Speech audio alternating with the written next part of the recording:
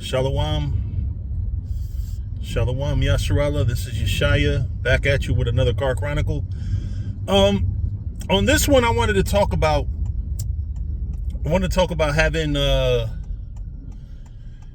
uncomfortable discussions and conversations to settle our differences. I think we have too many brothers, and I'm gonna also use my personal life as an example.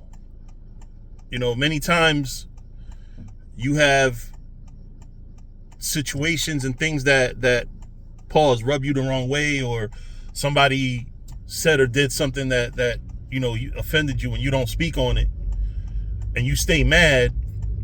And I'll be honest with you, there are people that are quick as hell to tell me, yeah, if you ever have any problem with anything I do, you can talk to me, but they're not the easiest people to talk to, because when you do talk to them, they gaslight or they try to put the blame on you somehow.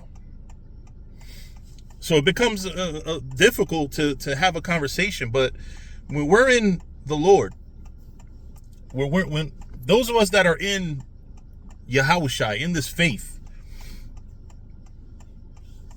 why don't we have that rapport with one another? Why don't we speak to one another? Why don't we love one another enough to where we can have these conversations with each other? I get that people in the world, because listen, like I said, I have a lot of friends in the world that I have a good relationship with, but they're not the easiest people to talk to when they done wrong, because they do anything but accept accountability. But a brother in Israel, we should have the ability to admit, hey, listen, yeah, I did that, I was wrong, I shouldn't have done that, or some type of accountability. We have to have a better way of communicating ourselves with our brothers, with each other. And sometimes it takes an uncomfortable conversation. I'll tell you, a few weeks ago, I had an issue with a couple brothers, right? And it really was an issue with one brother, and then another brother came to that brother's defense, because I guess, like something similar happened before. And what happened was, I spoke to them, I had a conversation with them, they told me their concerns, I told them my concerns, and we resolved the issue. And it could have just as easily been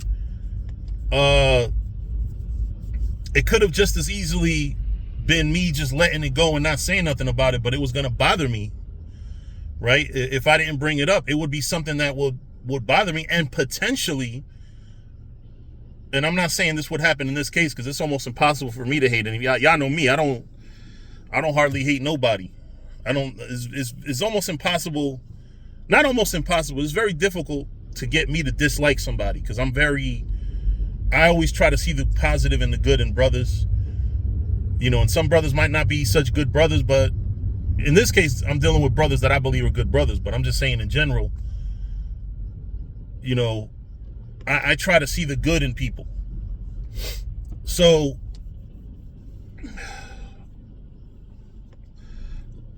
I say that to say that a lot of times it takes the uncomfortable conversation, or it takes what I like to call it a bare all conversation. A bare all conversation means just say everything that's on your mind. Don't leave nothing out for the sake of trying to resolve the issue early. I'm gonna give a perfect example. I have a friend who's a longtime friend. I'm talking over 20. I've known him almost as long as I've been in the truth. I met him probably about a year after I came in, right? He's not in the faith, by the way, but he's a friend. He's one of them niggas that just does too much. He likes annoying people. He's a troll, or he was a troll. It's very annoying, right? On purpose. And I years and years of me addressing to him, because he's one of those people that says, yeah, you can tell me when I fucked up. but he's not, he's always gaslighting or just giving me a version that doesn't make sense to me. So there's still a little bit of anger in the back of my mind, because I'm like, yo, this shit ain't really resolved, because this nigga didn't really take accountability, or didn't really, or just gave me some bullshit excuse. You know, but stay out of those type of situations. If you got a brother that's like that, he might have to, in a situation like that, a brother like that might have to be removed from the camp, because it's like, yo, you're gonna make everybody hate you, and you're the one doing all the bullshit. You know, in his case, he grew up and he learned 20 something years later, but I believe it's better late than never. You know what I'm saying? A lot of brothers do fucked up shit for fucked up reasons, and really, when you look at the whole situation, you're like, it's better late than never. But anyway, with that, I wanted to say that yeah, you know, when you're in this truth, and you know, brothers step on each other's toes all the time by mistake. You know, sometimes brothers piss me off, brothers annoy me, but you have to be willing to have the conversation to make a situation right with your brother, because brothers ain't always evil. You know, brothers are sometimes just as noble as you. You have to bear in mind that the same way that brothers offend you, you probably offend brothers and they don't talk to you. So you want to be an example. You want to start, who's going to be the one to start having the conversations? Hey, brother, I don't like when you did this. I'm going to keep it 100. It pissed me off. Man, that was 10 years ago. It was 10 years ago, but it was done. And I don't feel that you learned your lesson, or it hasn't never been addressed. You know, and I don't want to get to the point where this weighs down my spirit towards you. I don't want that to be a part of what I look at every time I look at you. And it's been like that for 10 years, and you know, I'm wrong for holding it in. But I feel that it should have been addressed, and I should have addressed it. But now here I am, like, you know what I'm saying? Some shit like that. Get the conversation going. Start speaking out. Because me, I'll be the first to tell you, it's hard for me to speak out. That's why I let a lot of stuff go. But a lot of times when you just let stuff go, you don't realize you're not helping the brother learn better. You're not teaching a brother a lesson, right? And that's when you start getting, you know, frustrated with brothers. Sometimes a brother might have a short temper with you.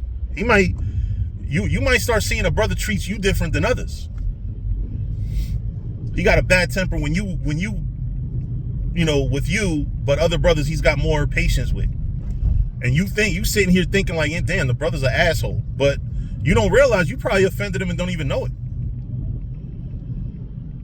You know, that's why I'm always constantly, with my friends in the truth and my friends that are not in the faith, I'm constantly, you know, thinking and pondering, like, you know, damn, did I offend him? Like, I got a friend that wanted to go for a drink the other day. We got a group chat. And at one point he said, I kind of need to go out for a drink, but I understand that y'all are busy. You know, me, I work a lot.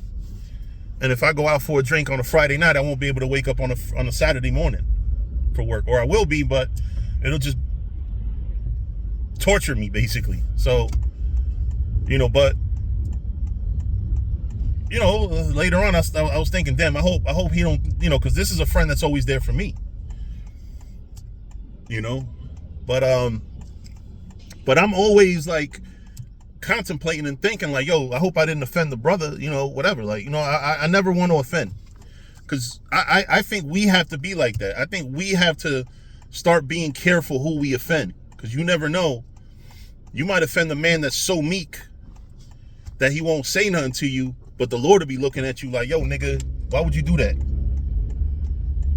You know what I'm saying? So always try to resolve your conflicts. Don't have your conflicts inside your mind, because when you have a conflict inside your mind towards a brother, what happens is or what can happen, is you could build hate for this brother. And that brother could be the most kindest, you know, or have no negative intentions whatsoever. But you sitting here looking at that man like, damn, this nigga, because you, and also keep in mind that and this is a personal psychological belief that I have, but I think a lot of times somewhere in our spirit we desire to have a fucking bad person, a bad guy in our story. I'll be the first to tell you, I love a bad guy. Pause. But in my mind, when I could paint somebody as my enemy, you know what I'm saying? Like, perfect example. When I used to rap and I used to diss people, the more the merrier. The more enemies, the more people I could diss in my music, the better. Because it made me feel good about myself. Like, yeah, I gunned this nigga down.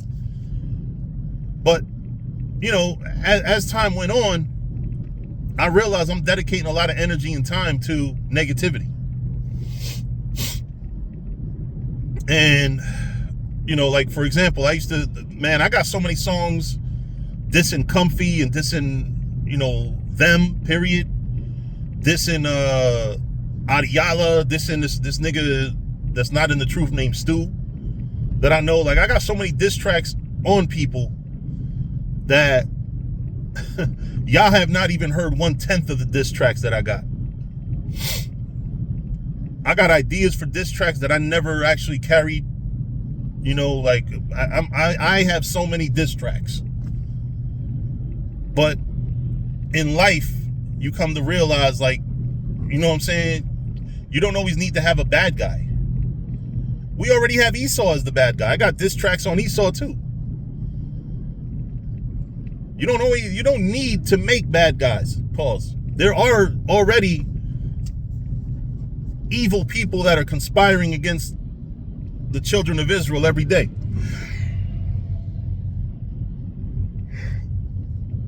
You know, so Israel, please. The brother that's in this other camp, the brother that left it, even the brother that left the truth. You might think, oh, who gives a fuck what he think? He might have left the truth because of you. Or he might have really been wronged by somebody and psychologically fucked them up. You know what I'm saying? And you never know, the Lord might bring him back at some point when he realized, you know, oh shit, you know, I fucked up. I shouldn't have left the truth. You know, even though we know that the chances are they're not, you don't want to be the one to be offending the one brother he may have that type of mercy on. You know what I mean? Your doing the right thing shouldn't depend on the other person doing the right thing. You know, but with that, you know, I'm gonna say shalom, and you know, let's be more forgiving. Let's be more proactive in trying to resolve our conflicts. Don't have the conflict against the person inside your mind and not tell them, because what happens is, in your mind, you're probably conjuring up all types of evil and saying, yeah, this motherfucker, yeah, you know, he did all this fucking wrong. And when you talk to the person, you know, that person might be like, yo, man, it wasn't even like that. That's not what I meant. I apologize.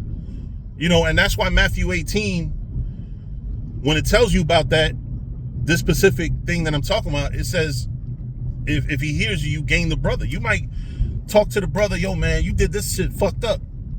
And when you understand what he said or why he did it, oh shit, damn, brother, you know, I feel bad that I even had that issue with you. I didn't realize. I thought you was doing this for this reason or whatever. You know what I mean? But anyway, with that, I'm gonna say shalom.